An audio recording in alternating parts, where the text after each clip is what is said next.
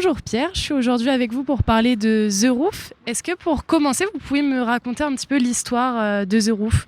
Alors, l'histoire de The Roof, c'est l'histoire de surtout des deux porteurs de projet, Antonin et moi, qui avons rencontré des Havrais, des fans d'escalade. Nous, on n'est pas du Havre à la base, on a fait nos études ici et on est vraiment tombé amoureux de la ville. On était déjà des grimpeurs qui faisions pas mal d'escalade à l'époque et ça nous avait un peu choqué de voir que c'était pas possible de pratiquer l'escalade en bloc dans des salles privées au niveau du Havre, et on trouvait vraiment que de façon générale, il y avait peu de lieux là où les étudiants, les jeunes actifs pouvaient se retrouver fréquemment. Et dès qu'il pleut, c'était encore plus difficile parce que les coins sympas, c'est autour de la plage. Du coup, on a eu l'idée de créer vraiment une salle d'escalade qui soit plus qu'une salle de sport, qui soit un lieu de vie, là où on peut se retrouver aussi bien autour de la pratique sportive qu'autour de bons plats, de bonnes bières, et le plus possible en local avec ce qui plaira aux Havrais et aux Havraises. Vous avez donc parlé d'escalade de bloc. Qu'est-ce qui différencie l'escalade de bloc de l'escalade normale? Alors, l'escalade de bloc, c'est une escalade qui est un peu plus conviviale, un peu plus accessible pour le grand public, parce que c'est de l'escalade qui se pratique à maximum 4,50 mètres au-dessus de gros tapis en mousse de 40 cm, qui rend la discipline accessible. C'est le fait qu'il n'y ait pas besoin d'apprendre toutes les manips qu'on peut rencontrer en falaise ou sur des circuits de voie, là où on doit apprendre à mettre un harnais, apprendre à faire des nœuds pour les cordes, apprendre à assurer, et là où on est obligé d'être en binôme pour grimper. Là, au niveau du bloc, on peut venir tout seul, comme on peut venir à 3, à 5. C'est très accessible pour des débutants et pour des confirmés qui veulent vraiment aller plus taper dans du niveau. Vous êtes donc en train de vous installer au sein de l'ancienne boîte de nuit Caliente. C'est pas trop dur les travaux de changer tout ce qui concerne le milieu de la nuit pour en faire un lieu sportif? J'avoue qu'on n'a pas choisi la facilité. Nous, la mairie nous avait proposé et des promoteurs nous avaient proposé des locaux qui étaient plus en dehors de la ville, dans des endroits un peu plus accessibles, enfin moins accessibles, mais plus faciles pour construire, pour faire du neuf.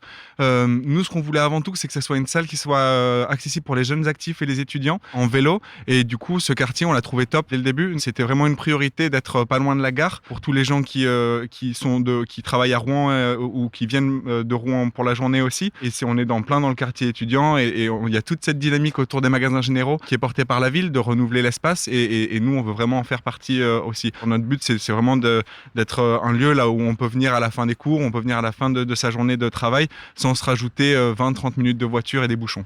Ce sera un lieu où débutants et expérimentés pourront bien venir pratiquer. Complètement, oui. C'est une salle la pratique sportive est vraiment ouverte à tous. Nous, ce qu'on veut, c'est rendre le sport le plus accessible possible. C'est très ludique. C'est avec, il y a il y a des codes couleurs très simples qui ressemblent aux codes couleurs des pistes de ski, avec des pistes qui vont être vertes pour les débutants, bleues pour les un peu plus avancés, rouges et noires pour ceux qui commencent à prendre du niveau dans la pratique sportive. Aussi que ce soit vraiment un lieu ouvert à tous, dans le sens là où on pourra organiser des anniversaires, par exemple. Ici, on peut organiser des comités d'entreprise, des groupes assez restreints entre 8 et 12 personnes, pour travailler à la fois sur la cohésion d'équipe et de travailler sur la cohésion d'équipe à travers la pratique sportive et à travers les thématiques de l'escalade qui sont le dépassement de soi, la persévérance et l'équilibre, plein de choses qui sont super bonnes pour la vie de tous les jours. J'ai pu lire donc que vous comptiez faire des événements, différents événements au sein du complexe. C'est de ce type d'événement-là que vous parlez? Oui, après, nous, les événements, ce qu'on veut, c'est être vraiment ouvert à tous et surtout ouvert aux associations. Pour les événements, nous, on voit la salle comme un relais pour des initiatives locales. On aura bien sûr des événements autour du sport, à travers des compétitions, mais on veut dépasser juste le cadre du sport, par exemple en invitant des associations à prendre la parole, en leur donnant un espace pendant une soirée ou peut-être une semaine pour avoir de l'affichage, pouvoir mettre en avant des œuvres avec la faculté des arts du Havre, à travers l'université. Voilà, ce qu'on veut, c'est vraiment être un relais pour les associations aussi. Comme on espère qu'il va y avoir beaucoup de passages et de gens qui se font passer forcément de l'escalade, nous, notre partie restauration qui est ouverte le midi, elle est pas forcément orientée escaladeur, elle est plus orientée locale.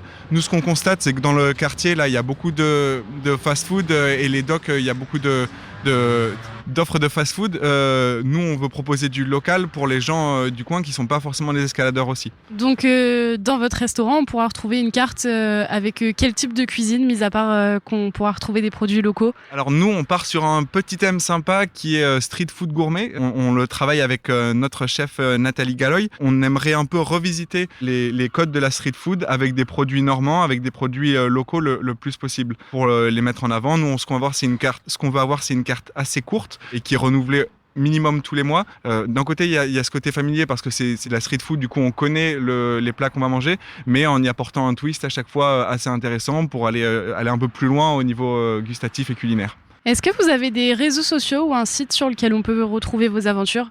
Alors le site, il est en cours de formation, j'espère qu'il sortira cette semaine ou la semaine prochaine. Pour l'instant, on est très présent sur Facebook et Instagram, là où on essaie de communiquer le plus souvent possible sur l'avancée des travaux, sur l'installation des murs d'escalade et un peu sur notre quotidien aussi en tant qu'entrepreneur dans ce milieu et dans cette belle ville. Vous ouvrez donc, si tout se passe bien, courant avril. Est-ce que vous avez un petit mot pour les futures personnes qui viendront à The Roof ? On invite vraiment les Havrais à venir découvrir cette nouvelle activité qui s'installe dans leur ville. Nous, ce qu'on veut, c'est vraiment qu'ils se sentent chez eux, de relayer toutes les initiatives locales, qui prennent à la fois du plaisir dans la pratique sportive, dont on a tous besoin après le Covid et ces périodes un peu plus où on a été très statique, et découvrir aussi tout le reste de la salle, le côté lieu de vie, avec une bonne restauration et beaucoup de convivialité. Super, merci beaucoup. Merci à vous, bonne journée.